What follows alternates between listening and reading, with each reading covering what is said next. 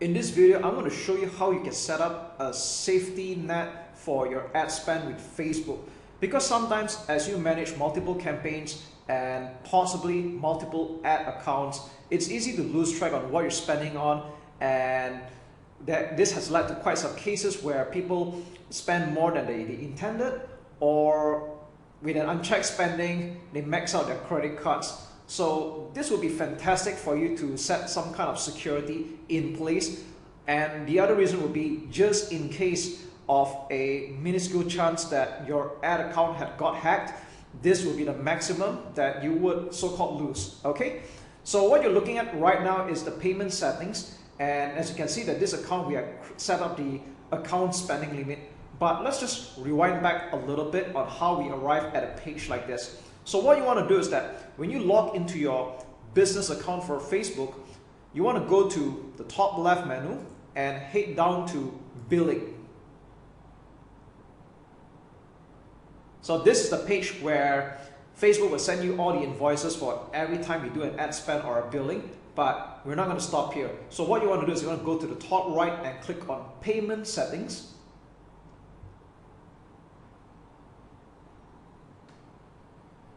And we'll arrive at this familiar page. Now, by default, if your account is brand new, you're going to see that there's no account spending limit, and that's exactly what we're going to do. Okay, so what you want to do is you're going to click on change, and we can put in any amount that you want. So this account's currency is in US dollars, and currently this is set to 300 USD, and I'll click on update limit. So what happens is that after an ad spend of 300 US dollars, the account will stop spending. And for me to continue spending, I would either A, click on the reset button, which is what I should be doing anyway. All right, I'll click on reset, and I'm going to confirm that. And this allows me to continue spending with the ad account again, or I can also click on change and increase it to a higher limit, let's say 500 US dollars. So this is totally up to you. There's no so-called magic number. But as a rule of thumb, you don't want to put such a low amount, such as like $10 or $20.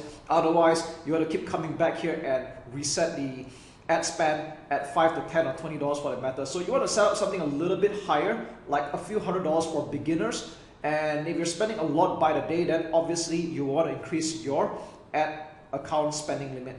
So that's really all there is to it. And if you want to remove this limit for whatever the reason, you can click on remove. And we're back to the default. So with that said, I'm just going to change this back to $300 because that was the intended spending limit for this account. And there we go. We have just set up a security net in place for your ad spend with your credit card or debit card for the matter.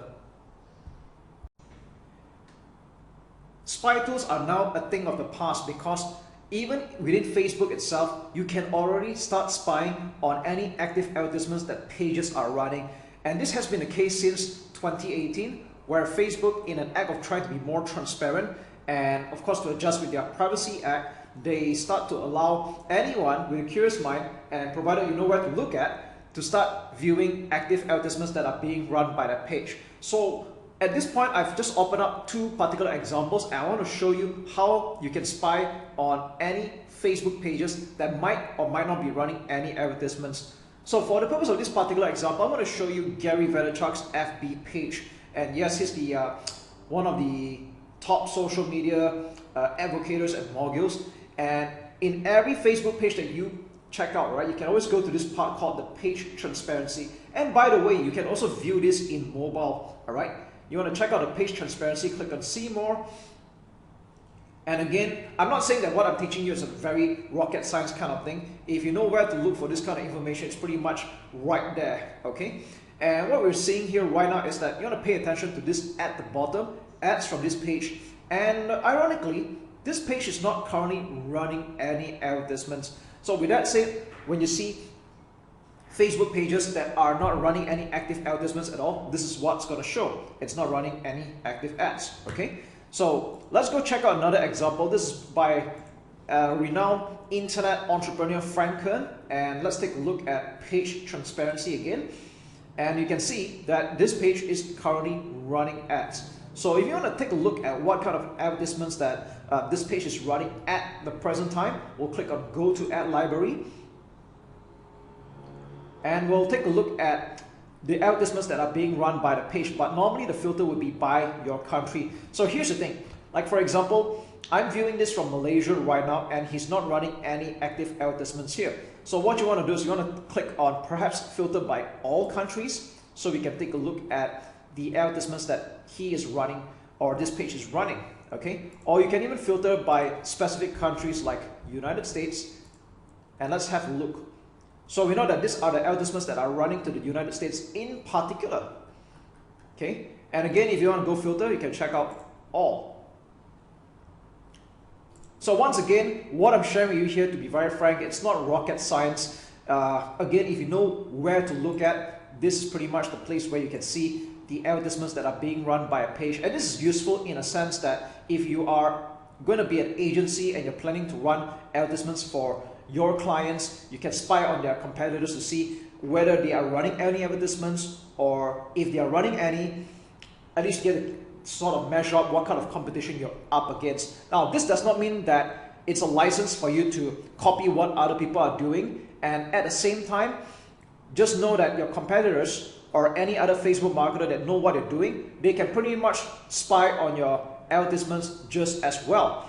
But again, this should not concern you or worry you, because in the grand scheme of things, who you really want to impress or who you really want to get are your target customers or your target clients. And most of the time, given the niche, they're not going to be aware of what I'm sharing you, despite the obvious, unless you're obviously marketing to an internet marketing savvy crowd. Then that would be a different story altogether.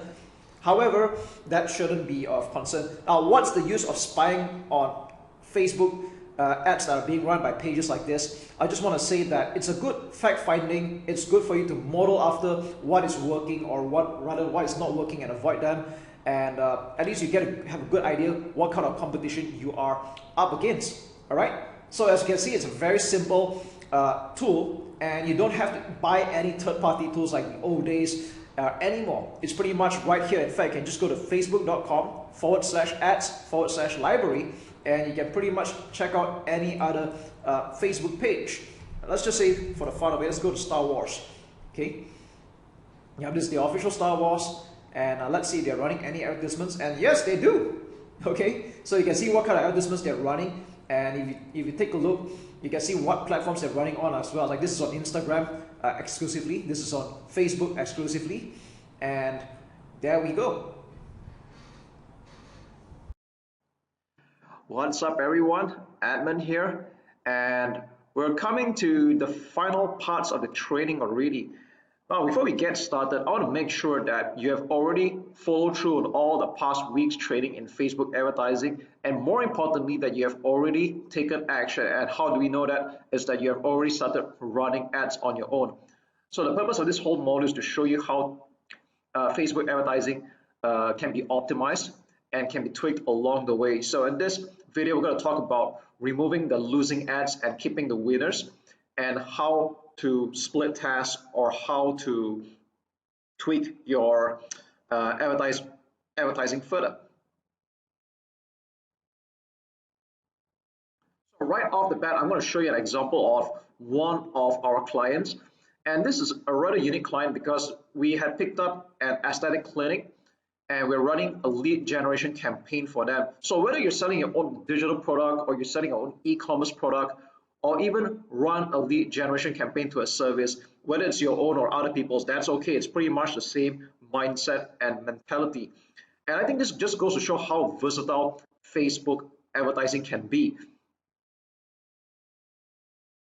Now, what you're seeing here right now is a lead generation campaign for the aesthetic clinic, and this is one of the ad sets. And you'll see here, this is ran for pretty much a half of the month actually. And we started off originally with a video campaign. So that means there were no other image ads, it was just a video. This was running initially because we were having problems with the client providing images for us to use. So we just ran our own version of the video. And this was getting okay, it was getting about 3 leads for its duration. And it was getting about $10 per lead. Now this could have been better, even though it's still profitable, because this Aesthetic clinic is clearly selling a high ticket service where their clients would eventually enroll into a yearly package or a semi-annual package. That's okay. We know that they're going to make money, but of course we were not satisfied with the results. We wanted it to be better. And then we started to introduce two more image ads. Now take note that this was going to a Chinese speaking market, but the mindset remains the same. The way you write the ads, whether it's in English or another language, is still pretty much the same. So we added two more image ads in a while, probably a couple of days later, and then we have all three ads running. So there's two image ad and one video ad. And we notice that we can see the stats here that this Chinese image ad number one was generating 6 leads, and the cost for acquiring the lead was a lot cheaper. It's like 1/3 the cost, $3.41. Wow. Okay, and then if you notice this other Chinese ad in image form here, now this didn't generate any lead at all. All right. Now you might notice that even if you run it for a good 4 to 7 days, normally that's what I like to do. You want to run it for 4 to 7 days. Some people have this habit of quickly making a decision after 24 hours or 48 hours. Now that's just rubbish. All right. When you do Facebook advertising, it should be a long-term game. And if you want to clearly see the winning ads and the losing ads, you should give it at least 4 to 7 days. Now, 4 being the fastest, 7 being the most ideal. You don't want to be changing up ads or making a decision so quick in the next 24 48 hours, because you need Facebook to give it some time to rotate the ads and test out which one works. So how do you know which one's the winning ad and losing ad? Now there's no clear-cut way, but there's a few indications I look at strongly. Number one, when this was running for almost a week, we noticed that even though there were only 3 ads to rotate, the most of the spending went into the first image and still in the Chinese video, but by virtue of the fact that this has been running much earlier, so that's why the ad spend was higher. All right, but you notice Chinese image 2 was spending only $2.96. All right, now this is Facebook's way of telling you that it has a preference of running the other 2 ads. So when you see that the ad spend is a lot less for one couple of ads and it seems to heavily prioritize the other, it's kind of Facebook's way of telling you that these ads are more preferred than the other one. So that's one very strong indication already. So actually, based on this alone, I would have turned this off already. All right, so that's one really good indication. Another one, if you want to take a look at, I like to look at cost per 1,000 impressions. Now ideally I like to keep it $10 or below. Sometimes in some market it can get a little bit higher than that, but that's okay. I try to keep this below $10 per CPM, or cost per 1,000 impressions. So you can see here all of this are doing pretty good. They're all below $10. All right, click-through rate, I try to keep it 1% and above ideally, but so I think this is slightly okay. I'll still keep it that way. And if you notice, image ad 1 and video ad 1, they were getting more clicks. Now if you see why the video has more clicks, because like I said, this ran earlier, but if they ran about the same time, then I think it would be pretty much a draw. Okay, now if you notice that there were less clicks for image 2, so again another reason why I turned this off. And you can see that most importantly, these 2 ads were generating leads. Now the video one was costing more than usual, and this was wanted, but I still kept both running, because sometimes it's more like a reminder behavior that some people like to click on video ads and watch. Some people like to just see the image and just get straight to the point. Surprisingly, for a lot of my campaigns, my image ads convert the best, but I will not discount video, because videos for a couple of my campaigns, they were doing very great. So ideally you want to have both image and video. You don't just want to depend on one. All right, so this is one of the just some of the ways you can actually test out and see which was the losing ad, and then you turn it off. Okay, I don't recommend deleting it, because I like you to have a record of what's going on. So don't delete this kind of ads, just turn it off. All right, and then when you have these 2 ads left, if you want to continue split testing, which I recommend you to do until you're happy with the results, then you can start adding in more images or more ads for you to test out. However, I will not recommend that you test more than 5 in a row, because even if you have a large ad spend, Facebook is going to struggle to rotate the ads because there's just too many ads to choose from. And if you're playing on a small budget, then the problem will be even more apparent. So normally I would keep it about 3 to 5 ads to split test at any given time. Just like this one, it was 3 ads. Okay, so maybe I'll just show you another example. let's take a look at the English ad, which is pretty much the same thing. This is targeting the English speaking market. So you can pretty much see that they are the same ads, just that it's written in English this time. Okay, and again, if you notice, now although this campaign had ended, because this was running for only 2 weeks for the client, if you notice that this was running at pretty much about the same time, and a lot of the ad spend was going towards the video version. All right, and if you look at the leads form here, if I were going to turn off any of this, I'd probably turn off this particular one here, image one, because this get only 2 leads, and those get a little bit more as well. But I like this image 2 over here in this case, because it's generating 4 leads and at a cost of only what, $2.24. This is pretty good. All right, but of course, like I said, you want to look at a few factors before you decide which one you want to turn off. There's no hard and fast rule. Ultimately, you should keep the profitable ad and the one that's getting you results. Sometimes the cost per lead can be slightly higher than usual, but if it's getting you results and you have a way of covering and profiting that through your funnels, then more power to you. All right, but between these 3 ads here, I'd say the image 2 is the winner. If I were to turn off any of the ads here, probably the image 1, since very little ad spend is going here. All right, this is actually still okay. All right, probably add in another video in this case. Okay, so that's really all there is to it. I'll be putting up a PDF version of this whole split testing and optimizing, so that you have a clearer picture, and all the best in your Facebook marketing success. If you had already created your first campaign, well done. You've taken the first step. Now, let's review again. This was the same example in the previous video where I created a conversion campaign on how to get leads for this upcoming live event. All right, so by clicking this, and then we'll check it out, there's only one ad set. This was exactly what I created, and this is running on a budget of $5 a day.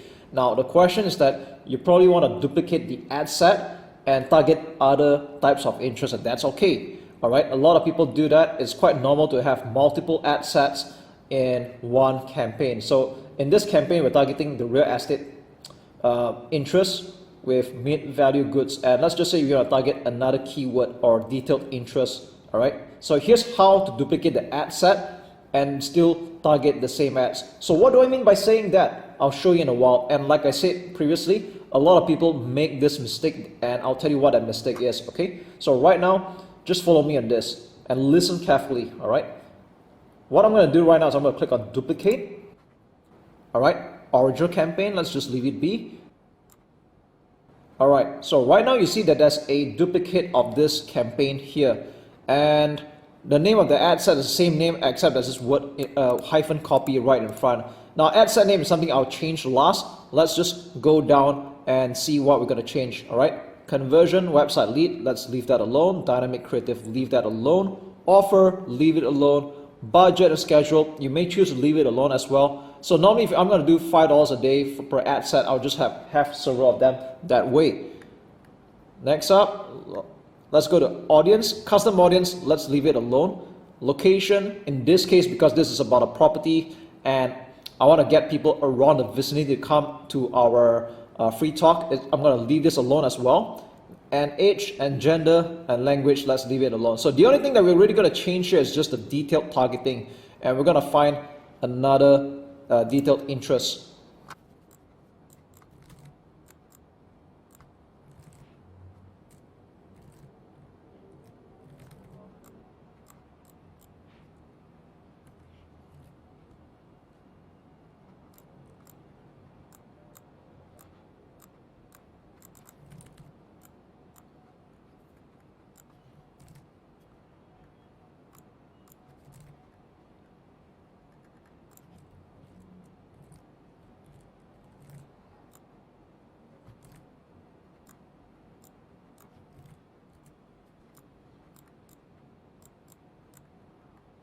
So that took me a while, and after putting in a few detailed targeting, we are able to reach a potential reach of 320,000 people. So it's okay, but like I said, this is just an example I'm showing you right now. Again, ideally, I would like to put it like 350,000 people to 1 million people, all right? So this takes a while to actually hone down and You might also want to take a look at suggestions as well. You can see what other suggestions we could come up with as well. Okay, so you have like real estate entrepreneur, and let's see how many we can get right now. 400,000 people. So by putting in a few of this data targeting, you can put in suggestions, and then Facebook will help make the suggestions for you, right? So let's just say this is the data targeting that we want, and then what we're going to do is we're going to leave the rest alone. Edit placements, yep, everything except audience network. Conversion, 7 days click. So what 7 days click means is that if someone takes action after seeing the ad and goes to your website, but only takes action within the 7 days, then it will record the action as a lead. Okay, you can see how smart Facebook is, right? So let's rename this ad set to what it is right now. So I'm aware that there's a lot over here, so normally I just pick one of them. I'm just going with income property. Okay, so we've got potential, we have 400,000 people, and this is what the ad set is. So I'm going to click publish.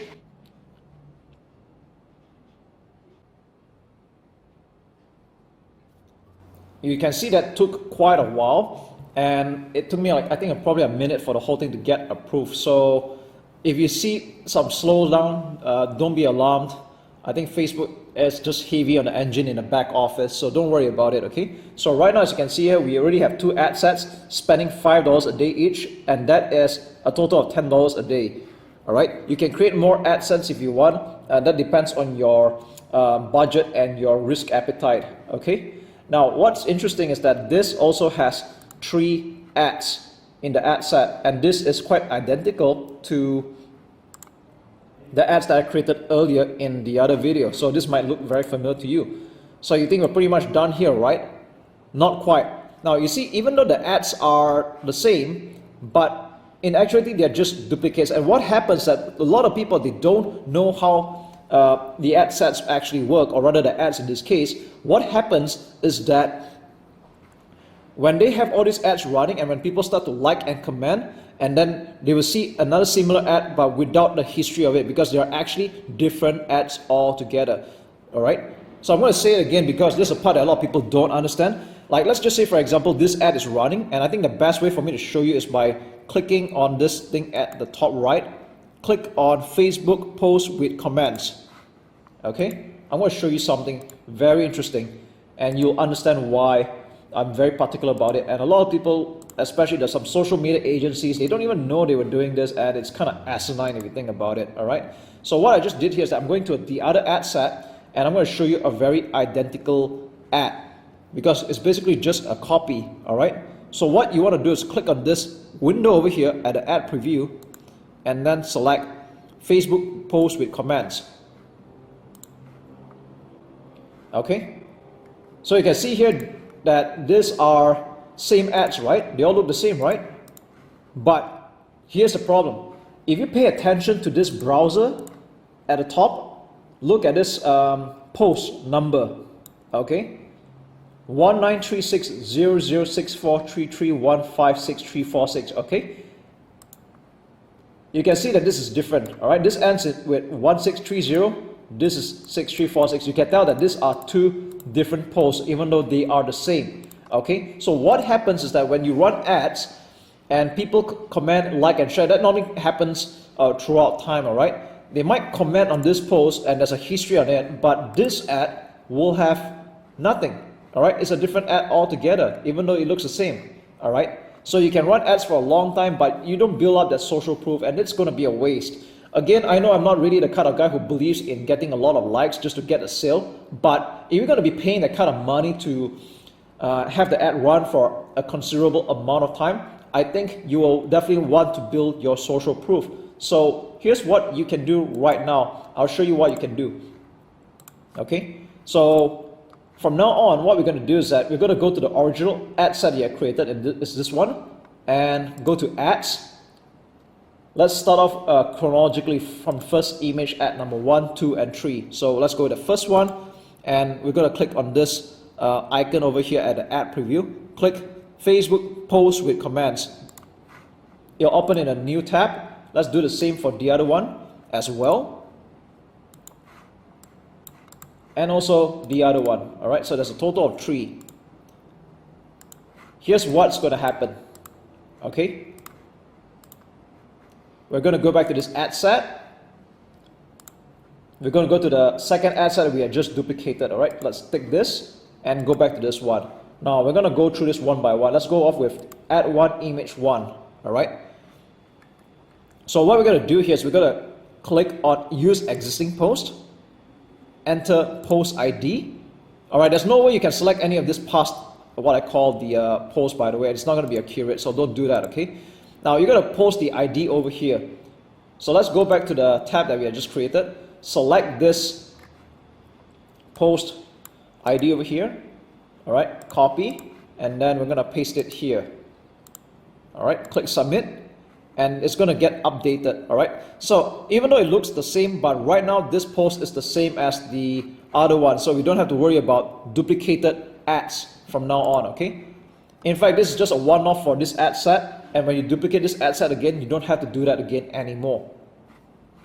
Okay, you can be very sure by clicking back on this icon here next to the ad preview and see whether the post number is correct. Is this identical with this one? Yes, it is. So I'm jumping 2 different tabs right now, and they are the same ad post. That's just wonderful. All right, saved you some trouble over there. Let's go to image number 2. Let's do the same thing.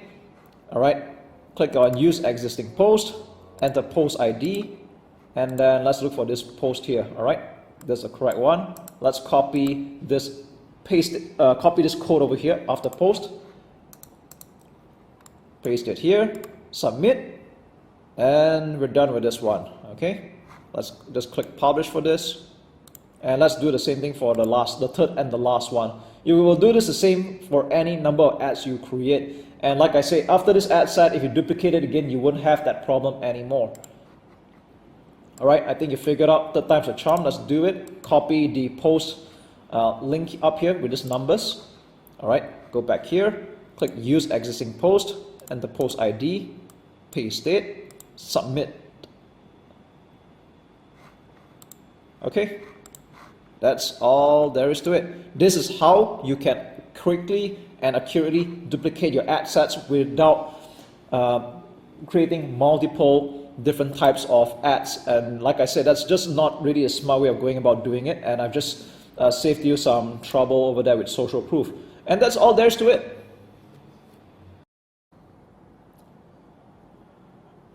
Now, one of the most powerful features in Facebook ads is that you can do retargeting against all the people who had been to your website or took a certain engagement or action, but they had not made the next action, which is usually making the purchase. And sometimes people get busy for some reason, or it's just not convenient for them to make the purchase right now. They could be seeing your ad while they're driving, or they've been to your sales page but they're not decided yet. And then you have the ad follow them for quite some time, even all the way up to 180 days. Yep, Facebook advertising allows you to do that.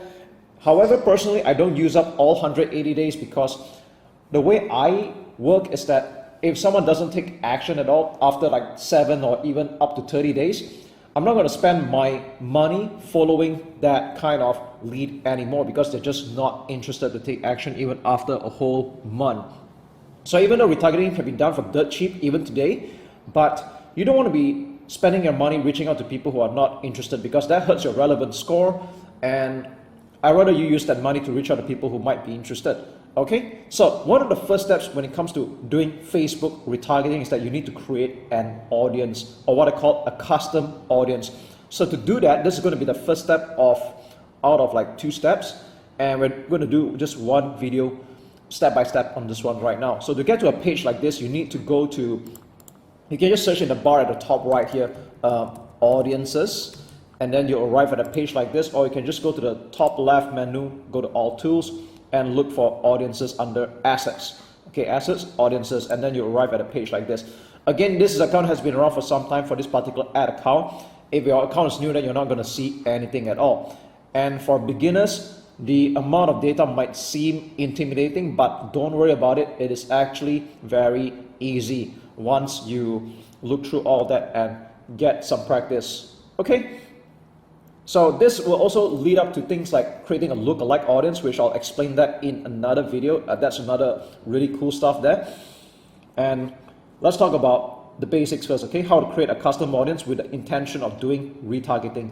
So the most basic retargeting you can do right now is to create a type of audience where people have been to a certain specific web page, but they didn't make a purchase or take the next action that you want them to do. It could be buying a product, or it could be booking a call with you. So at the top left, you see this thing called create audience, and then click on custom audience. All right, so you're prompted with a few questions here. Now personally, I don't even use all of them. I probably just use like 3 out of 5 out of this.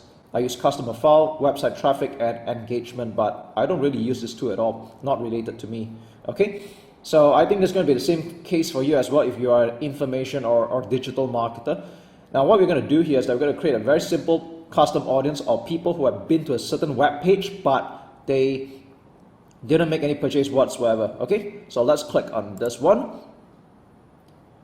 Now, at this point, you should have already created your pixel. This is already taught in one of the very early weeks modules, and you should be seeing a pixel for you to choose from. So I have like 3 here for this particular account. Normally you have like 1 at least. So include people who meet any of the following criteria. You select the pixel that you want. So I choose the one that I want, and it's better to have people who visit specific web pages. Now there are a few types over here, but I'm not going to talk about that right now. It might be a little bit too advanced for beginners. Let's talk about something simple for now. People who visit specific web pages in the past n number of days. It can be up to a maximum of 180 days. Okay, so let's just put 30 days for sake of example. If you want, you can put like 7 days, 14 days, totally up to you. So let's put 30 days right now. And you want them to have been to a certain website, but they didn't make any purchase. So this is going to be an example. All right, I'm just making this up right now.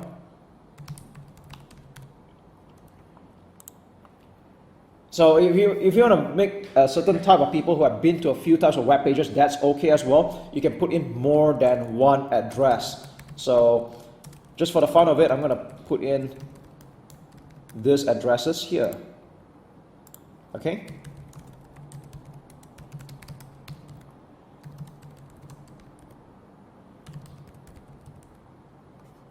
All right, so let's just say people have been to any of these 3 web pages, but they didn't take a specific action. And let's just say this is going to be a purchase, all right? So they're supposed to get to a thank you page, but they have not been here. So I'm just making this up right now.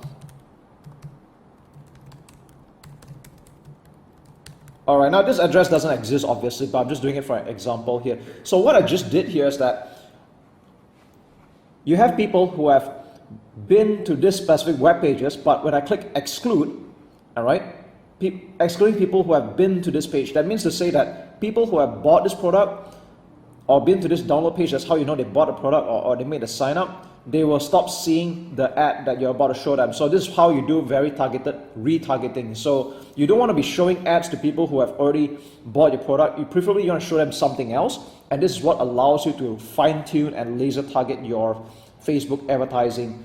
Okay, so this is very simple. I'm not going to do too much here. That's how easy it is. Okay, and once you get better, then you can start exploring the other features and options, which I'll talk more in the advanced retargeting method only when you're ready. So let's just give this audience a name. Now personally, I'm a neat freak, so I like to give it a proper name, so I call it visitors FB Ads Local Test. All right, because to be frank, I already created a very similar custom audience for this actual campaign. Although some of these pages are fictional right now, that's okay. Just want to prove a point to you. Okay, you can give it a name, visitors at this project, or the name of the website, and a description. Now the description is only for you to see, so don't worry about it, but as you start creating more custom audience, it might get a little bit more overwhelming. So it's better to just be organized right from the start. So I'm just going to put visitors that had been to Facebook Ads Local but did not purchase. All right, so you can see how easy that is. Click create audience, and there you go, it's done. That's how easy it is. Now I'm going to show you another type of custom audience you can create. Now there are a few types you can create here. Okay, that was the most basic one, and you can see that this is being populated. You can leave it alone. When you come back in like a few minutes or maybe some time afterwards, it'll be ready. Okay, now I want to show you another type of custom audience you can create. Now, have you ever wondered why people are able to retarget you after you watch a certain video at a certain length or a certain amount of time? This is how you do it. So if you're using videos as content marketing, you have videos that you show on your Facebook page and people are watching, there's a very good bet that people who are watching your videos at least halfway through are at least interested in what you have to offer or in your message. So what you do is that you can target the audience based on how long they've been engaged with your content on Facebook. So what we do is very simple. Let's go to create engagement. And you can see that there are a few types here. Again, I don't use all of this. You only need to use a few of them. And let's just go with video. Okay. You can choose any type of engagement. People have watched 25% all the way to 95%. Then what some hardcore marketers do is that they actually select all of this so they can retarget with either different ads or track their behavior. So for simplicity's sake, I'm just going to start with 50% of the video. And you need to choose any of the videos you had added so far. Alright, you can choose more than one. That's okay. For this example, I'm going to just choose one video, alright? Just for an example. Alright, I'm just going to choose this for example, okay? So in the past 365 days, now you don't really have to make it that long. Probably in the past 30 days, that's good enough. But I'll leave the length up to you. Alright, so audience name, let's give it a name. I'm going to call it video views. Name of the video, all right? Low ticket SBS, that's the name of the video, all right? So I'm not really like to write it more precise. People that watched 50% of this video, okay? And click create audience. So in the next tutorial, I'm going to show you how you can actually weave in all this custom audience based on their behavior. So what we're doing here right now is quite simply, we're just having Facebook track all the behaviors and all that, okay? Now let me show you yet another kind of custom audience you can create for the fun of it. Engagement. And do you know that people who have interacted with your Facebook page or your Instagram account, if it's attached to this, you can even target them as well. So you might have come across some ads so far by some marketers who went along the lines of, thanks for checking out my Facebook page or my Instagram account, and I have this free offer I'd like to share with you as a new visitor of mine. You might have come across that kind of ad before if you have been observant. So what you can do is that you can go to Facebook page, all right, include people who have met the criteria, list your page and people who have engaged or visited your page in the last n number of days. So I like the word this engagement because people have just visited a page, they might or might not be interested, they're just curious but not interested or even let alone committed. So I prefer engage somehow. That means we know that they have interacted by liking, commenting, or even write to you, so you know that these people are at least interested, okay? Or people who are engaged with any post or ad. This is really cool as well. So you can see that people have make reactions, shares, comments on any of your posts. You know that these people are interested, and sometimes they don't even have to like your page somehow, but the fact that they're there, you can actually retarget those kind of people. Okay, so you can see that there are a few types here going on. I'm just going to put this as 30 days. All right, you can put a max of how many you want. That's totally fine. Okay, so I'm going to just call it FB page admin low post engagement. Okay, people who have interacted with any of my posts, I like to target them, right? People that engaged with my FB post. All right, you can click create audience. And yeah, we have another one here. You can create as many types of audience as you want and target them. Now let's just create one more for completion's sake. Create audience, custom audience, let's go to engagement. And you can do the same for your Instagram business as well, if you have a profile attached to it. So I have one here going on. People have engaged with your business.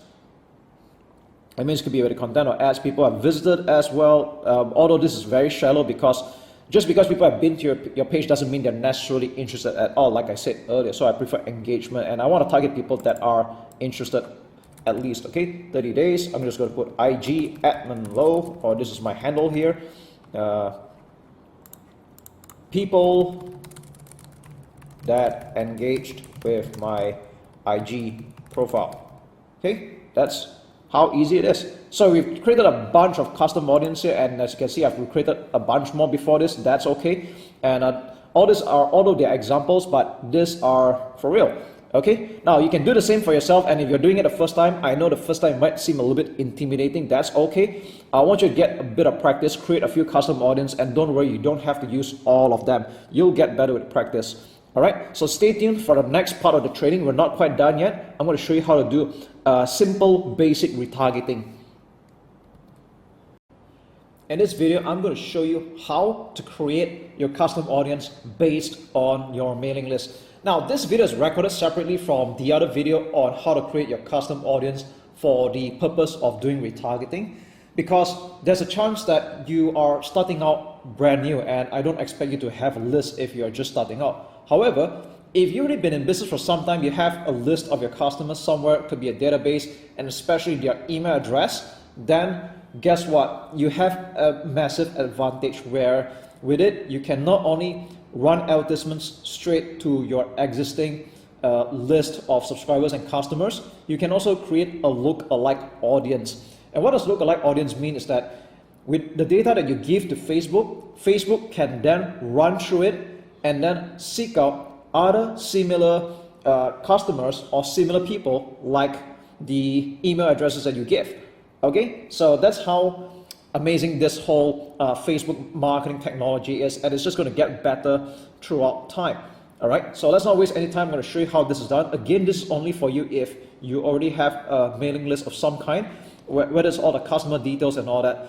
Now, typically, how do you know that you have enough? Is that you should have at least 1,000 email addresses and above for this whole thing to make sense. All right, so the more you have, the better, so that Facebook can fine tune it.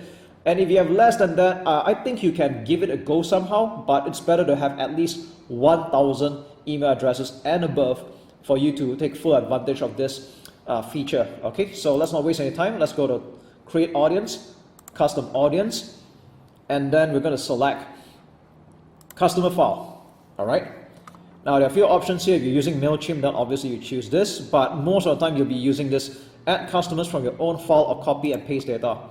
Okay. So over here, you are expected to upload your CSV or text file. Now, whether you're using Aweber, GetResponse, or any autoresponder service, you can import the CSV file. So the CSV file includes all the data of your subscribers or your customers. So incidentally, I have one that I would like to add right now, and I'm doing this example for you. So I'm going to click Upload File, and this is the CSV file that I had just downloaded from my Aweber account for a particular list. This is a local mailing list. I'm going to add it in, and then okay, you can give it a name. So right now it's in gibberish. It's better to give it a proper name, so I'm going to call it subscribers FB ads local, and that's the source of this subscribers data. Okay, people that subscribe to FB ads local, bracket Malaysia, because this is a local business. Okay, so I forgot, original data source. Select the origin of this upload can be from customers and partners, direct from customers. So since mine is direct, I'm going to choose this one. Okay, and that's true because Facebook does not like spam at all, and you don't want to ruin the don't try to game the system. That's what I'm saying. Okay, direct from customers. Now this button is selectable. Let's click next, and then over here, now don't panic when you see this. Okay, basically what it's trying to do is it's trying to make sense of what the names are about. So the names, okay, you just want to match the data to all these things that I think Facebook has picked up. So this looks like names. I'm going to call it first name. Message number, this is not important. It's not correct. So do not upload anything that doesn't make sense. We just don't upload it. Okay. So I'm just not going to upload this as well. I'm going to leave almost all this alone. This is IP address. Okay, there's no such thing as IP address here. Okay, web form, let's leave that alone. Country is correct. This is a city. Okay, I'm going to put city. That's correct. Postal code. Let's choose zip postal code. Now, the more data you give to Facebook, the better it is. All right, but if your autoresponder doesn't capture any of this, then that's okay. You just want to make sure that the details are matched up. All right, and for the record, I use Aweber. I think it's quite reasonably good enough for most beginners, and I've been using it for a long time. So what we have here is 5 columns are mapped and will be uploaded. Okay, let's click upload and create. It's going to take a while depending on how big the list is. And this is only half the list right now, like 489 entries. So again, like I said, it's better to have at least 1,000 and above, and I just add this throughout time. All right, so there you go. This is how you add your customers or your subscriber list to Facebook, and with this you can start, you can see there's some suggestions here already. You can create an ad to target these people right away, or you can create a lookalike audience, which I'm going to share in a separate video. Let's click done, and we're done here.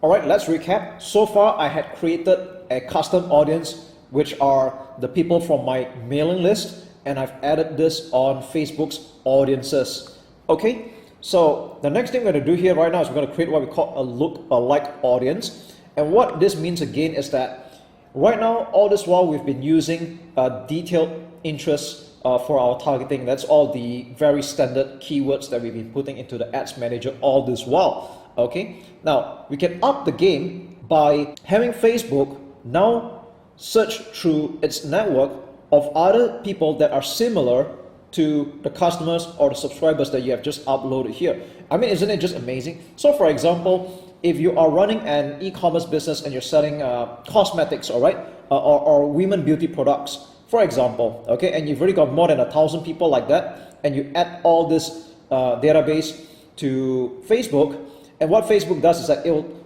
run through this existing mailing list that you have here and try to look for people like that. Isn't that just wonderful? So this is how you can actually expand and scale your business to the next level when you start making some money and you get some profits, and of course you build your list along the way. So again, remember that Facebook is just a third-party platform. It's amazing and all that, but in the end you want to have more control, and that's why I want you to build your own list and you have your own medium to control as well. Okay, so I talk a lot more about that in my email marketing training program, but that's going to be something else. Okay, so let's get going with this one. If you remember this, in fact, I had created some lookalike audience in the past. Let me just show you this one really quick. Here, I'm going to just go to edit. Okay, so on the left here, you see that the audience name is called Lookalike NZ. NZ stands for New Zealand at 1% for a particular main list, all right? And the size is 32,000. So this is called a lookalike. Now, if you don't understand the terminology just yet, that's okay. I don't expect you to catch everything in one go. And like I said many a times throughout this whole training, practice makes perfect. So you know what? Let's go create a lookalike audience right now by going to the top left, select lookalike audience, and we're going to choose a source. All right. So what we do here is that there are many types of sources that we can go around here. We can go to other sources, and I'm going to type in the word subscribers FB Ads local. That was the one I had just created just now.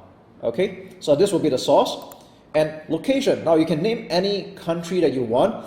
So for example, mine, I'm going to have it here in Malaysia because this is a local mailing list and I'll find people similar to that. Although you can find people like that in other countries as well. But right now we're just going to put Malaysia because for this particular list, I'm having only people within the country. All right. Next time, if you want to find similar people like that in other countries like United States and all that, you can go ahead, but I recommend you just put one country over here and no more than that. So if I do this, for example, all right, please don't do this, okay? This is not the way you should do it. Just keep it to one country. And next one, you see there's this thing called audience size, all right? And if you don't understand what this means, well, if you check this out, that there's like from 0 to 10%. So what this does is that basically the lower the number, like 1%, it shows like the closest proximity match to your source. So this being the closest, this being the furthest, all right? But I recommend you just start off with 1% right now. Very simple. Now let's check out the advanced options. Okay, maybe just create one type of audience, okay? That is all we need right now. I'll show you how to do it, okay? Select advanced option, we're going to put 0 to 1%. Okay, let's leave it alone and click create audience. Okay, so we have just created a lookalike audience based on 1% close match to this mailing list. All right. Again, like I said many a times, the bigger the list you have, the better it is, so it's more targeted. But it seems like I'm able to make do with just below 500 email addresses. But the more you have, the better it is. Okay. So. But don't just stop here though, it's better to just have a few more. Some people even do it up to 10%, that's okay. I'll show you how to do it again. So let's click on create audience, lookalike audience, and let's choose the source again. Practice makes perfect. Let's do it. Let's choose the same one again. Subscribers at FBX local. Location will be Malaysia. Alright, or the respective country that you want to target. Let's choose advanced options. Number of audience will be 1, and it's going to be between 1 to 2%. So what this means now compared to the other lookalike audience we just created, we're going to look at this particular affinity where you're now looking at the 2%. So we're just going to create audience, and we're done here. Okay, so we've got 2% going on. Alright, so you know what, let's just do one more for practice. Let's just do one more and let's be sure about it. Okay, I'm going to repeat the process. So I'm going to put number one audience here, and let's put this to between 2 to 3%. Okay, so let's just get going.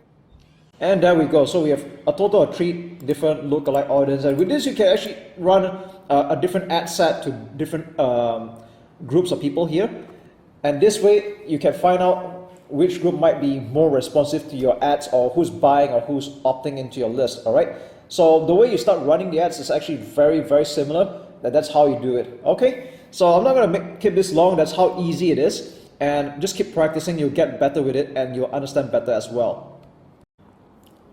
I'm going to continue from where I last left off on creating your custom audience, and now that we have already done that, I'm going to show you how to create the Facebook ad retargeting.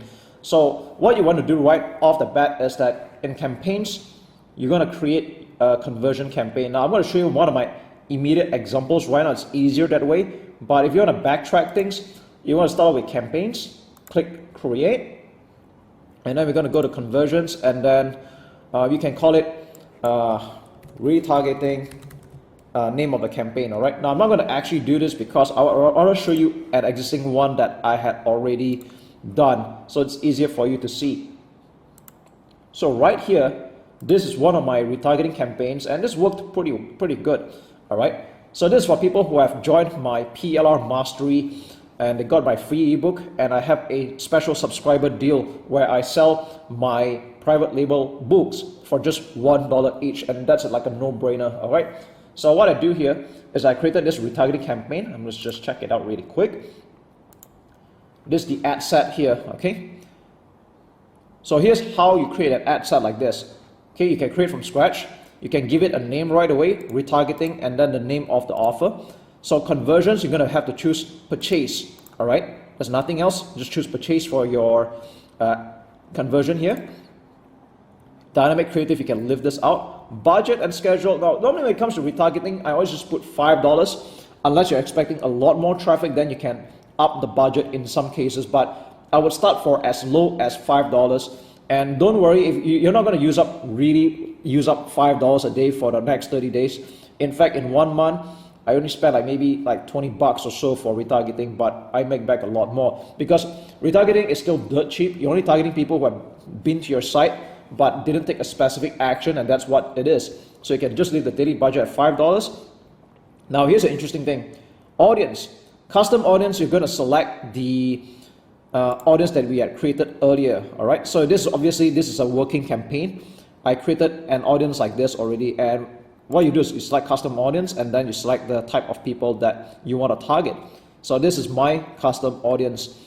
All right, if you remember the video views and the visitors that we have created just now, this is where it belongs. Okay, locations, you can leave this blank or you can just put worldwide. You can actually just put worldwide if you want to. That means everyone in the world. Okay, this is totally up to you because this offer is universal. I sell to a mass market where anyone in the world can actually be buying the product, but this is just retargeting. Okay, you can either leave this blank or you can just leave it worldwide. Okay, age, the maximum and the minimum, 18 to 65 plus, anybody, unless you are very specific about who you want to retarget, that's okay, but I generally leave it alone. Gender, all, languages, preferably just English, all right, because my whole thing is in English anyway. Okay, detailed targeting, this one you can afford to leave it up and leave it blank, because all this ad does exclusively target is the custom audience. This is probably the most important part of this step-by-step tutorial right now. Okay, connections, let's leave this alone. Ad placement, I'm really particular about this, but in this case I wanted to choose everything. But if you want to do like what I've been teaching you all this while, you can have everything except the audience network. Okay, you can have everything except the audience network, that's fine. And then bottom down here, conversion, 7 days click or 1 day view, this part has not changed at all. All right, so you can see that this is how you create the retargeting. Okay, now I'm not going to actually change this, just want to show you how it works. All right, so once you create a retargeting, then just like creating a normal ad, you have to come up with the ad for this, and this is one of the ads that I'm running, or almost the only, I think it's just the only one. Okay, so I created an ad here where I put my Facebook page, Instagram, so that people who go to Instagram can also see the same ad. And if you watch my previous video, then you know that you will want to limit the number of characters in your ad to like 2,000 characters and no more than that. Okay, keep it less. So this is my ad. And this picture here is not my picture or anything like that. It's actually a stock photo, and I thought this is pretty good. So sometimes Facebook ads can come up with some really good stock photos. If it grabs attention, just do it, okay? So in this case, I run a no-brainer deal, 9 private label ads for $1 each, okay? I'm running a special subscriber deal only, okay? You can get it all at this link. So if you're wondering why I can write it like this and be very specific about who I'm targeting, is because that's exactly what I just said. People who have already joined my mailing list, they've already opted in, therefore they get to see this special offer running right now. You're not going to see this ad run to the public, because people who have no idea who I am or no idea what this is about, obviously they're not going to respond to this offer. So I want to have you know that this is doing currently about, this whole funnel for this offer is doing about $3 to $4 earnings per click, because of all the funnels that I put at the back. So that's how powerful a funnel can be.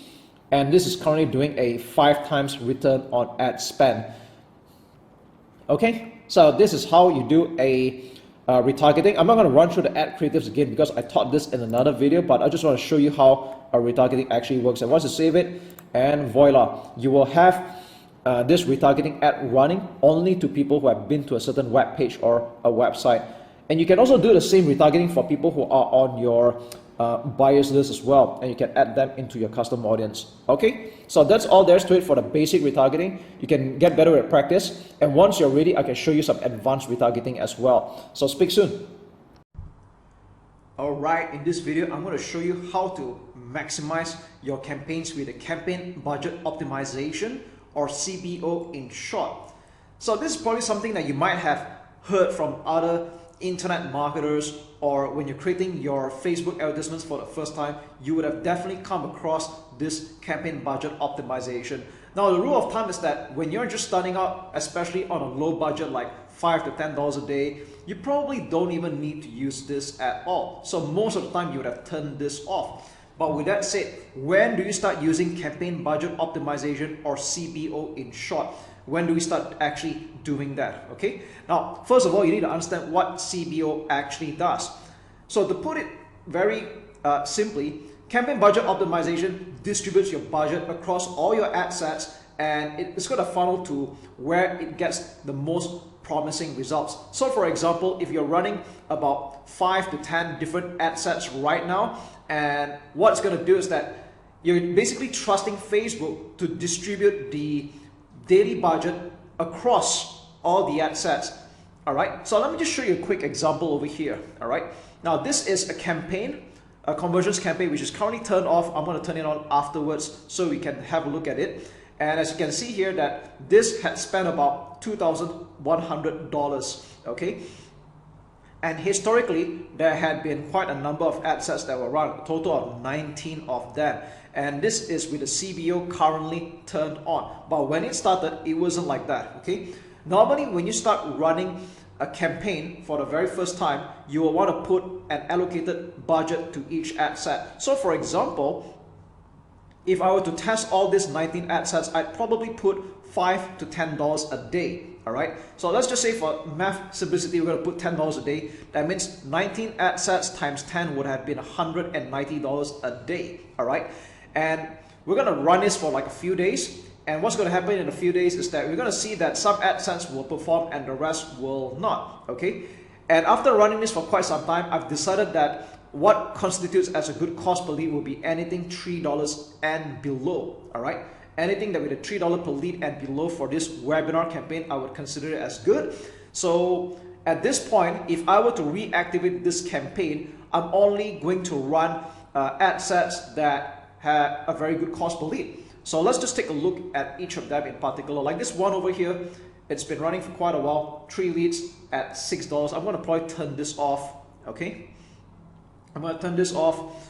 And if you want to select multiple ad sets that you want to edit, what you can do is you can make use of the checkbox here. I'm going to select anything that is above $3, okay? Anything above $3, which is, yep, about this one. And I'm going to click on edit and turn off. There we go. Bear in mind that what you're seeing here right now is a campaign that has ran for quite some time. We spent about $2,000 over here. And again, whether you want to spend this much or not is totally up to you. Everyone's got their own preferences. But what I want to do right now, I'm using this as an example where I'm going to start running ad sets that has been proven to have a $3 per lead and below. So I'm going to select everything that's $3 and below, okay, which is about this. Okay, all right. Okay, I'll still consider this.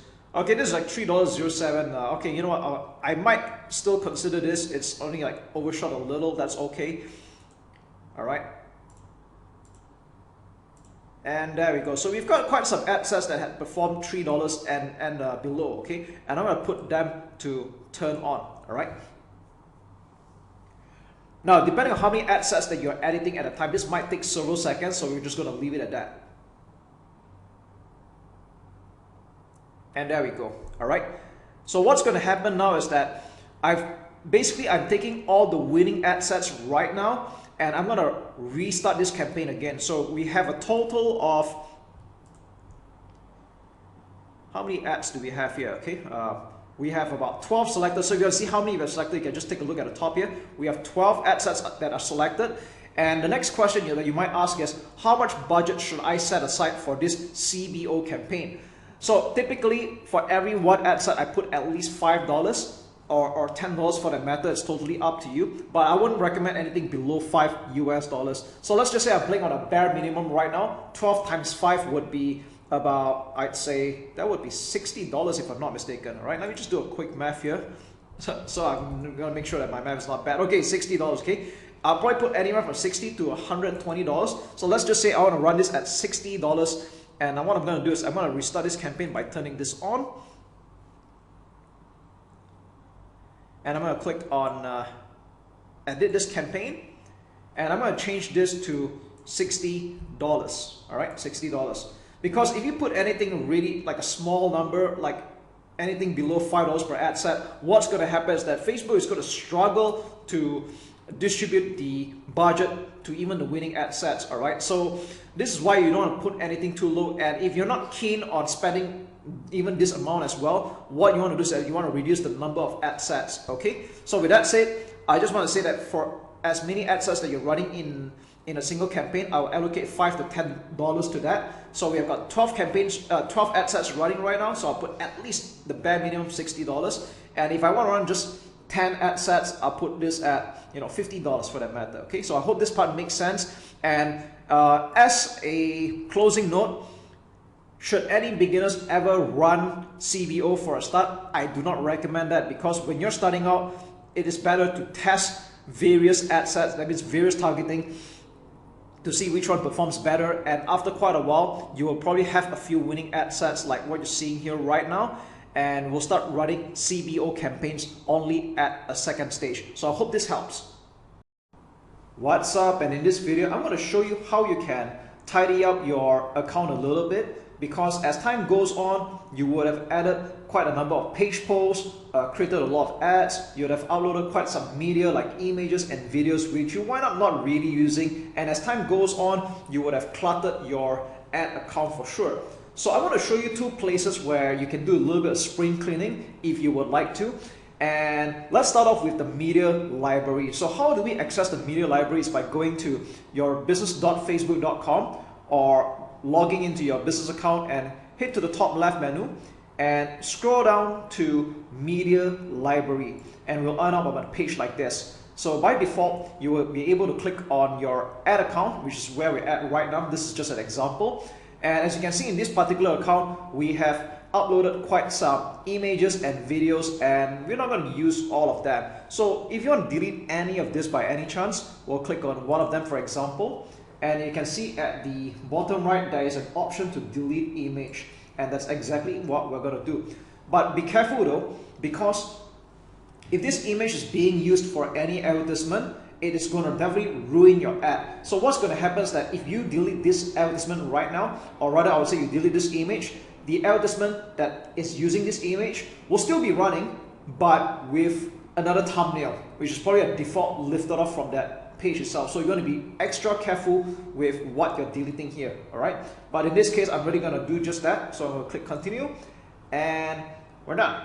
Okay, so this is just an example. I'll just click on another one as well, all right, or maybe another one here, and I'm just going to delete this. Okay, now that's not all. The next thing I want to show you is page posts. So how do we access the page post? Is by going to the top left menu again and click on page post. So it's right somewhere at the bottom of the list here. So it takes a bit of effort to scroll down here. So go on a page post, and you'll see the amount of posts that we have published for, whether it's as content for the FB page, schedule, and especially you want to take notice of the advertisements. All right. Now, whether you realize this or not, every time you make any edits or a copy of advertisements that you already have, it's just going to make clones of it with different IDs. So visually, it might look the same to you, but on the back office, you can see that there's like multiple IDs for a very similar advertisements. And again, if you want to keep things a little bit neat, what you want to do is you want to click on the page post that you would like to delete. Like for example, this is the one, and all right, you can see actions up here. All right, click on delete, and you'll be prompted, this post will be permanently deleted, which again, I just want to remind you to be cautious about it, because if this advertisement is still being ran or it's active, if you delete this, then obviously you won't be able to run it again. So before you delete anything, you just want to be extra careful that the advertisement is no longer being run right now. Okay, so that's just a little tip on how you can tidy up your ad account a little bit, so you minimize the amount of clutter that you have. What should you do if or when your ad account gets disabled? So if you're watching this video right now, either A, you had this happen to you, or B, you're just curious to know what will happen to you as you run Facebook ads more and more, and maybe you should be mentally prepared as well. Now, I want you to know that having an ad account that gets shut down, that gets disabled or restricted is part and parcel of running Facebook ads, and no one is exempted from this. You have people that spend a few $100s a month to people that spend hundreds of thousands to even millions of dollars a month, and this kind of things still does happen. Okay, so should it happen to you, and there's a high likelihood that will as you run Facebook ads more and more, I just want you to be mentally prepared and know that this is just part and parcel of running on one of the most advertised social media platforms in the planet. Okay, and when you do, don't freak out. Okay, you might get an email like this: ad account disabled for policy violation. Now I'm showing this to you in a form of a screenshot because I don't have an actual account that I can show this to you right now, because either they've already been appealed successfully or they're already in the graveyard somewhere. Okay, so anyways, I want to prepare you on how to get your account back should this happen to you. Now sometimes you might find that when you're editing your advertisements or randomly a glitch happens and your ad account gets disabled, even though you didn't do anything wrong and you have followed the policy to the letter. All right, or maybe you could be operating in a niche that is non-controversial at all. All right, so don't freak out. What you want to do is that you want to appeal. All right, so you want to appeal, and they will probably give you a link right off the bat. If you find this to be a mistake, give us more information and you'll be able to click on the link and arrive at a simple form like this. All right, is this an account? You're going to put yes and provide information. Now, you don't really have a lot to write here, to be very frank. The word count or the character count is quite limited, but here's the thing. You never want to admit your mistake or be apologetic. Now, I know this might sound strange, it might sound counterintuitive and even douchey for that matter, but I find that a lot of people tend to just say sorry even when they really didn't make a mistake. But what's happening here is that you're putting into writing for the internal team to use it as a reason against you, all right? You've admitted your guilt in writing, and we're going to stand by our final decision to keep your account restricted or disabled, all right? And take it from me, I've done this mistake so many times that I learned it the hard way, okay? So what you want to do is like never admit your mistake. Instead, you want to word your appeal that you have read the ads policy, and make sure you do, by the way, all right, so you know what you're talking about. You are compliant with all the ads policy, it's compliant whatsoever, and you didn't do anything wrong. So please review and reinstate my account. That should be the way you word your appeal, okay? Now, if you didn't do anything wrong and everything should be fine, you will have your account back. So this can take anywhere from a few hours to up to 3 days in my experience. Now, I'm not saying this will happen to everybody. I just find that having this happen to me so many times, this can be from a few hours to 3 days that you can get your account back, and you will get an email that goes something like this. All right, this will be the best email that to receive, the best good news. It will be a sigh of relief, and you can continue advertising. But I do advise that in the meantime, if while you're ahead, you might want to open more than one ad account, and if possible, more than one Facebook business account. To what I know, one profile can open a maximum of 2 business accounts. You can do just that. If you have a family member or a spouse or a business partner, among you guys, you can actually open multiple business accounts. And the reason why I recommend that is to spread your risk and diversify it so that you can continue running your advertisements uninterrupted, okay, without any delays whatsoever. Now, with that said, there will still always be a chance that your Facebook business account or ad account will be permanently disabled. And sometimes this could be, well, it could generally be your mistake for not complying by their ads policy. So for example, if you're operating in a sensitive market like weight loss, and you're using choice of words that are sensitive or just doesn't comply with the Facebook ads policy, then they do reserve the right to permanently disable your account. And at this point, you have no choice but to use another new ad account elsewhere with a different identity whatsoever. And just be careful not to repeat the same mistakes again. And this usually comes down to the choice of words, like, you know, losing weight, for example, all right, fat, and things like that, okay? Now, when it comes to make money, this is another sensitive, controversial market where people use very blatant words like, you know, make money while you sleep, passive income, autopilot. Now, these are words that you really want to avoid. And let's just say you ever have your ad account disabled for these reasons, you might want to start looking at the choice of words that you're using. Do not use back the same advertisements. Do not use back those kind of words again, all right? So you just live and let learn. Now, I think the reason why I'm going at lengths about this whole matter is because there's been a lot of people that give up on Facebook advertising after seeing some results, and then when this happened to them, they give up or they take too long to recover. Like they might take a few months to try to get another account and things like that. But ideally, you want to be able to continue your operations within the same day with another ad account. But of course, be cautious. Don't repeat the same mistakes of the first ad account that got disabled in the first place. Okay? So I hope this helps. And have fun marketing on Facebook. It's still very profitable, and it's still the best social media platform for advertising on this planet. Okay, this is going to be a very short video and very straight to the point. But at the same time, I know that some people that run Facebook ads might struggle with this on an emotional and psychological level as well. So when you run advertisements, you can almost always expect that you're gonna get spam comments and some really rude comments that's totally unfounded, like this one over here. Now, I just want you to know that this is part and parcel of running Facebook ads, because when you run ads, it's always going to a cold audience, and some of them might just project their insecurities or their negative thoughts onto your post, no matter how well intentioned you are.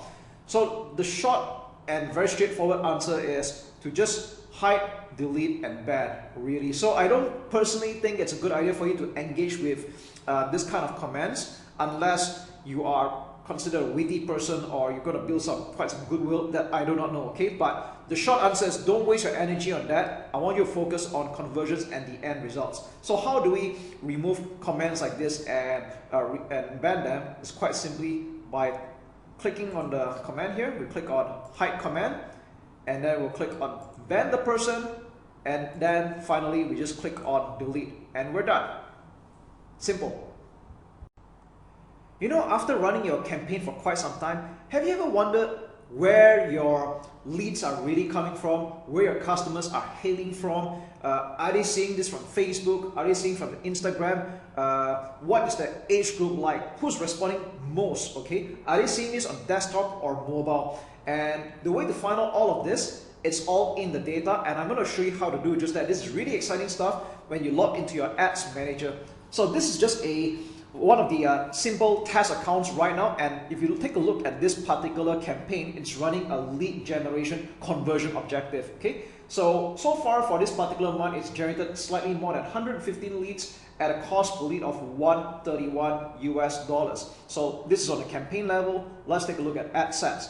Okay, what's really interesting here is that you can take a look at a breakdown on any level, but preferably you take a look at it on a campaign or an ad set level. So I tell you what, let's just double back on campaign because this is the more of like an overarching view, and we'll take a look at breakdown. So it's at the top right menu here. You can check out by time or delivery or by action, but normally you want to take a look at delivery, and this is probably where you're going to take a look at the breakdown most of the time. So let's take a look at age. So if you take a look at this, it seems that, yeah, it's quite fascinating when you take a look at the data here, and it seems that majority of the signups are from the age groups of 35 to 44, followed by 25 to 34 years old, and then by 45 to 54, and then 55 to 64. So it's really, really interesting when you take a look at all that. And if you want to take a look by gender as well, so we see that male has like 94, followed by female, and uncategorized for some reason there's just like 1 over here. So you might get that kind of thing occasionally. All right. You can also take a look by country if you're targeting multiple countries. In this case, this particular campaign was running to only 3 simple countries: Singapore, Malaysia, and Canada. So it's quite straightforward. But if you're kind of curious to know about the region, so region could mean state or county, depending on the country that you're in right now. Like Japan, they go by prefecture. So if you take a look at Singapore, Singapore is just a single island, so there's only so much you can break down, okay? But when you take a look at Malaysia, it's got, of course, multiple states, and you can see that the breakdown here. Selangor has the most signups, followed by Kuala Lumpur, which shouldn't be a surprise because these are the 2 most populated states in the country, all right? And this would also be the same for other countries, like, you know, Canada. This particular campaign ran only for a short while. We've got 3 from British Columbia, 2 from Ontario, and so on. All right. Of course, with a much more matured campaign, you will get more data. But I just want to show you how you can actually take a look at a breakdown, and let's take a look at platform as well. Okay.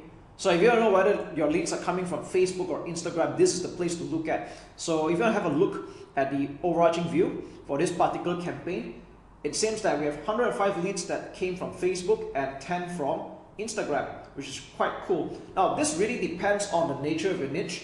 In some markets or some products, do not be surprised if you get more actions from Instagram than you do from Facebook. Ultimately, they're all owned by the same company anyway. And if you want to take a look at breakdown, delivery, and also have a look at the device, all right? So let's take a look at impression device. You can see that a lot of the leads are coming from Android smartphone, all right? Android smartphone, and we have a distant second, which is like half of the results, like iPhone. And if you take a look at desktop, this is really interesting. Like desktop has only like 6 leads, and I think this goes to show that this is the rise of mobile marketing. Most people are viewing and surfing websites from their phone nowadays, and they take action from their phone. So it does make sense that you want to make your landing page or sales page as mobile optimized as possible. So that means you want to reduce loading time, image file sizes, your hosting speed, and things like that. Okay, and I think another thing we can take a look at is time of the day. Now this is really up to you whether it's ad account time zone or viewers time zone. Normally, if you're viewing for the same time zone, that's okay, but maybe we take a look at time of the day according to the viewer's time zone, assuming you are targeting multiple countries.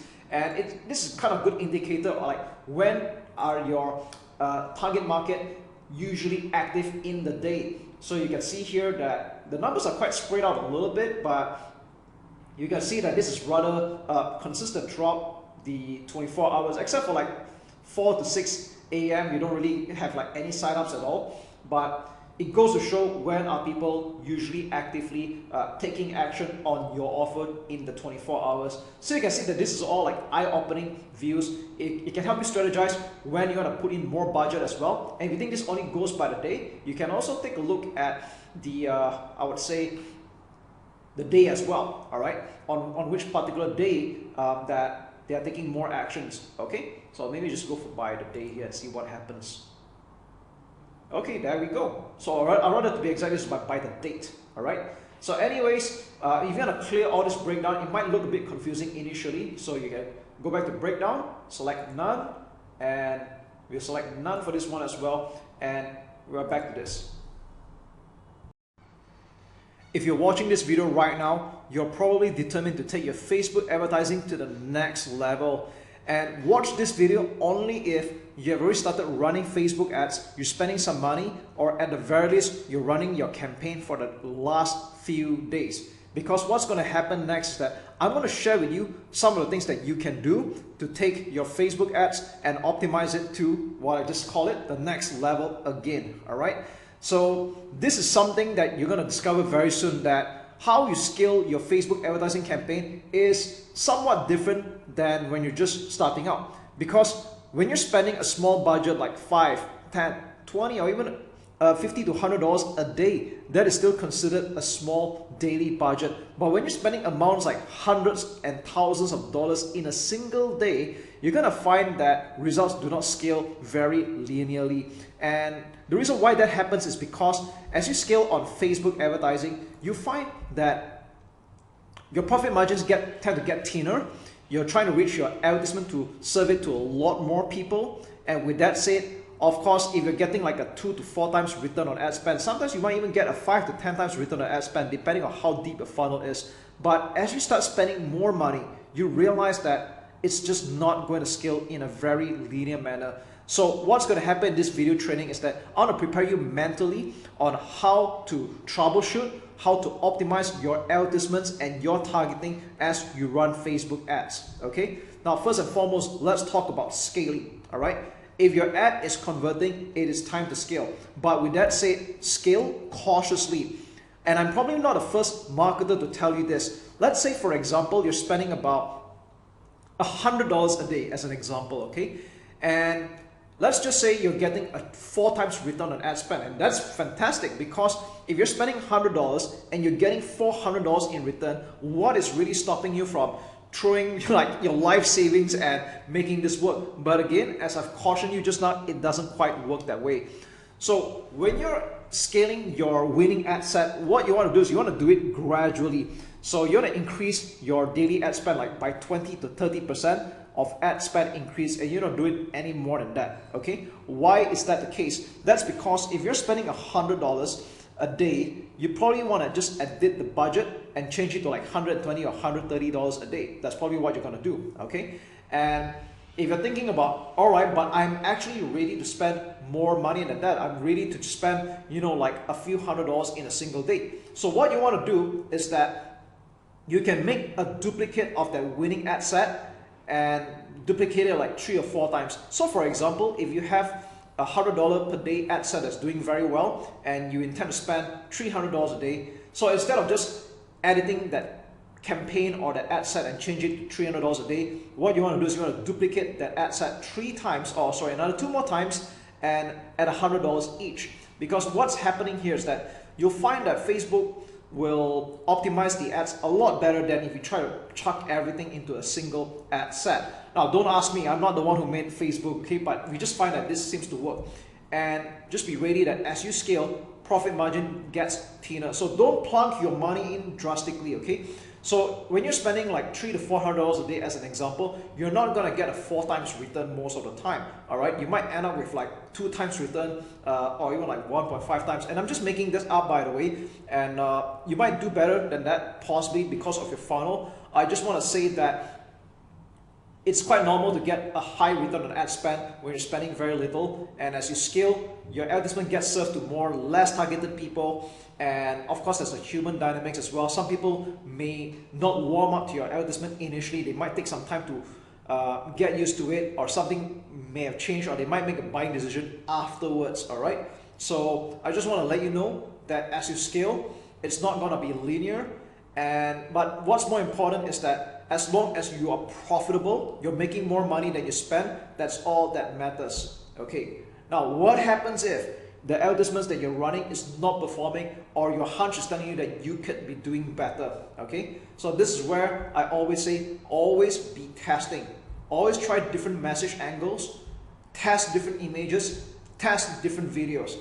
Now, I know some people tend to get lazy when it comes to testing things out. They might get lucky on a beginner's luck. They put out 1 or 2 advertisements, it seems to hit a home run, and then they stop running or coming up with new advertisements after this. And to me, this is a really huge mistake and a wasted opportunity, because sometimes you might get lucky with a beginner's luck. Some people might resonate and jive with your message initially, but after a while, there might be user fatigue. People might just get bored of the same message again and again and again. So this is where you want to come up with fresh messages that resonates with people. Try different images, try different videos, whether it's short, whether it's long. For example, if you're doing a make money or internet business niche, what are the pain points that people tend to resonate with? Are they fed up with their jobs? Are they sick and tired of stuck in a traditional business? Are they fed up with competitors? Are they struggling with rising costs? All right. So what I just named to you is just some of the different message angles that you could be attacking. All right. Let's talk about losing weight. All right. Some people don't just do it for the sake of losing weight. Some people do it for self-esteem reasons. Some people are doing it for sex. All right. And these are things that people really jive in. But of course, don't use the word sex in your ad, by the way, right? And I'm talking about some sensitive markets. You want to be careful with your choice of words. This is something that I talk about in my other parts of my training videos. I just want to say that at the end of the day, there are different motivational triggers for different types of people. And it's your job to keep testing different advertisements, different messages that would resonate with the people. Because you can be selling the same product, but you could be marketing to different types of people, all right? Number 3, okay, in your ad set, you will notice that a lot of people tend to use automatic placements where they let Facebook decide where to distribute their budget into various platforms such as Facebook, Instagram, Messenger, and Audience Network. But if I could just give you a little tip here, I would prefer that you skip Audience Network. And what is Audience Network? If you're not aware of what it is, it's basically the advertisements that got served up on newspaper or news websites like CNN, Fox News, and many more. These are like partner sites that have agreed to run ads on behalf of Facebook. Okay. Now, in my experience, I find that even though Facebook allocates a very small budget daily to Audience Network, it's just not that effective. The state of the people that are watching these advertisements from news sites are usually negative. So, and I also noticed on another thing is that spam bots tend to come in from Audience Network as well. So instead of spending like 10-20% of your daily budget into Audience Network as distributed by Facebook, it is better that you just uncheck or untick the Audience Network and allocate that into the rest like Facebook, Instagram, and Messenger. So this is just a slight optimization to help you get the better leads or better cost per result. And yes, so you're kind of wondering what native ads look like when you visit news websites like this. This is where they show your advertisements on. And if you notice, a lot of news websites tend to attract a lot of negative people, and rightfully so, because they always run negative advertisements. Imagine that your offer shows up on news websites where people are already like in a negative state of mind, okay? So don't want to do that. Now, tip number 4, try out long post, all right? So this might sound counterintuitive because a lot of people that try running Facebook ads for the first time, they might intuitively think that running a short-based ad is a lot better because of people's short attention span. We find that writing long posts actually helps get in more targeted audience. Because why would that be the case? Number 1, let's talk about the Facebook algorithm or learning machine. the more you write into your post, of course within reasonable limits, the more that you write, it actually helps tell Facebook, a learning machine, that look, this is the kind of audience that I want to hook in, all right? It helps you find a more targeted audience. And we also find that people that bother to read a long post are also more likely to be qualified and interested. Now, if you want to be a little bit more objective about it, I recommend that you put 2,200 characters or under so that it can appear on both Facebook platform and Instagram ads as well. But there's no true limit for Facebook ads, so even if you write longer than this, that's actually fine. But the only drawback is that this will not appear on Instagram, okay? And for any detractors that think that, oh, people will not want to read a long post, and you might have heard of the famous 9-second attention goldfish attention span here. Now, I just want to say that people are not goldfishes, okay? Now, the truth of the matter is, yes, it's true that we are fighting for the most precious commodity right now, and that is attention span. But I want you to know that people are not goldfishes, because you can write a short advertisement, but if they're just not interested in it, you can put 2-3 lines or a short paragraph, and they will still not click on it and take action. Now, on the other hand, if your advertisement jives, okay, and it resonates with the people that it's intended for, you can be writing a short or a long essay, people will still click on it, okay? Tip number 5. So while we're on the topic of long posts, you can also try long videos. Now, most advertisers, for starters, will try doing videos that are below 2 minutes, and there's absolutely nothing wrong with that. But again, falling back on my point earlier that you want to split test as many creatives as possible, you want to have one short video below 2 minutes, and you want to have one long video that offers more education, more awareness building in your video, and this will help you reel in more qualified leads. And how long should a video be? To be very frank, there's no true length to a video. There's some that can run for like 3 to 5 minutes, and I think that's a good length to look at. You can even run for 5 to 10 minutes. And I've seen videos that run for 2 to 3 hours. There are actually people that upload their entire webinar replay onto a Facebook ad video, okay? And if you're wondering, do people actually watch all the way? That's not true as well. But here's the thing. I've gotten results, I've gotten purchases, I've gotten leads that sign up, and when I look at it, they didn't watch the video all the way, but they did get the idea, alright? It's just like people that read the entire newspaper, they didn't read word for word, but they just browse through the headline and the sub-headlines, they read some parts here and there, they get the idea, and they decided that they want in. And if you review all of your past buying purchases as well, I probably bet you don't actually read every single word that you did or watch the entire video that you've seen, okay? That hardly ever happens, and yet you make buying decisions, you make decisions to sign up for webinars, seminars, or opt-ins, free offers, and anything like that, okay? And number 6, avoid using you and your too often in your ad copy, because this is going to sound counterintuitive, especially to direct response marketers. They will struggle with this normally, okay? Old school direct response marketers normally struggle with this. But you have to understand that when it comes to social media, it's kind of like a networking, a social platform. That's exactly what it is, okay? So you don't want to be adopting a me-to-you communication. You have to treat it like you're in a party. So when you write, you want to be indirect or speak in a very third-party manner. So I'm going to give you some typical bad examples that people write very directly, like, are you fat? Okay, so you don't want to be starting off like that. Or are you facing this problem? You don't want to start off like that. Do you want to find a girlfriend? Clearly not, okay? And even attention real estate agents, to an extent, I do not encourage this way of doing this, because what you're doing is that you're already excluding people and alienating cold audience right off the bat, and this actually indirectly contributes to a bad Facebook ad score overall, okay? Can you imagine that on a more sensitive level, you put something along the lines like, are you a Christian, or attention Muslim people? This is obviously going to be kind of like sensitive altogether, so you want to avoid that kind of language. So even if your ideal audience are Christians or people of a certain religious beliefs or a certain niche of people, so what you want to do is you want to word it in an indirect way. Like, we have helped hundreds of people lose weight, or we have helped hundreds of people transform their body and regain their health since the year 2006. Here's how to increase attractiveness without riches or good looks. Or in the last 5 years, I have successfully bought and sold dozens of properties in LA, and here's how I've done it, okay? So I think you get the idea. You want to basically rephrase everything from a me-to-you communication, first person, to third party, okay? Tip number 7, use original quality photos.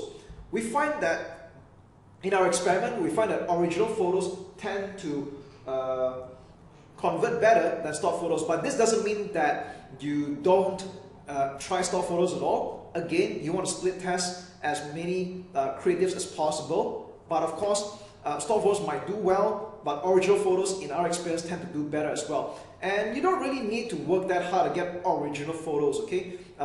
You can even use a DSLR, or even nowadays, any dual camera like iPhone 6 Plus and above would pretty much make the cut, or even Huawei P20, P30, okay? Now, I'm not going to put a full list of phone cameras here because phones are something that evolve very quickly. It can get obsolete like in the next 6 or 12 months for that matter. But I just want to say that any dual camera phones is pretty much good enough. Or you have DSLR, then more power to you. Okay. Tip number 6, use eye-catching thumbnails. So even if you're running video ads, you want to mask it with a thumbnail like this that you're seeing here right now. This is one of a very high-performing ad. And if you're not sure how to create thumbnails, you can pretty much just use Photoshop, or if you don't know how to use Photoshop, you can just go to canva.com. You can open an account for free, and it's very intuitive that I don't even need to show you how to use it here. All right, you can basically use it as an absolute beginner.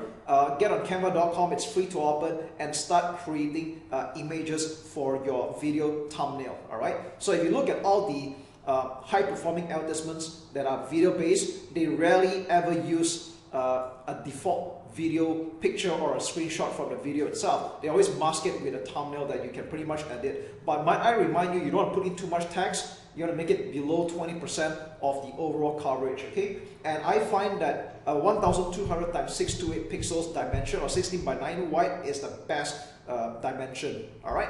And last but not least, as you start building your leads, when you start getting more customers and you hit at least 100 email addresses or 100 phone numbers, what you can do is you can start creating a lookalike audience. So to put it in short, a lookalike audience is a powerful feature by Facebook where you're basically uploading a list of names and you're telling Facebook that you want to find more customers very similar to the list that you have given, all right? And for this to work better, you need to put in a list of a minimum of 100 email addresses and or phone numbers, but email addresses will be more preferred, okay? And of course, the more you have, the better. So if you have like a few hundred or thousands for the matter, that's going to be even better. And you can tell Facebook, I want to find more customers like this. So the way it works is that Facebook works on a percentage basis between 1% to 10%, 1% being the closest percentile towards your choice of audience, 10% being the furthest, okay? Now this is explained in another video training where I show how this is done step by step, but what I want you to know is that as you start getting more leads, more customers, and you hit a minimum of 100 names, email addresses, and or phone numbers, you can start leveraging on lookalike audience, and this is where the fun begins. Now, I know that for some types of businesses, hitting 100 email addresses might seem like a little bit of work at the moment, and that's okay. Until then, you can always use detailed interest and broad targeting, which is getting better and better nowadays as well. All right. So there you have it. These are just some of the 9 methods that you can use to optimize your Facebook advertising and your scaling for that matter. And here's to your marketing success. Last but not least, be patient. Okay, you've got this.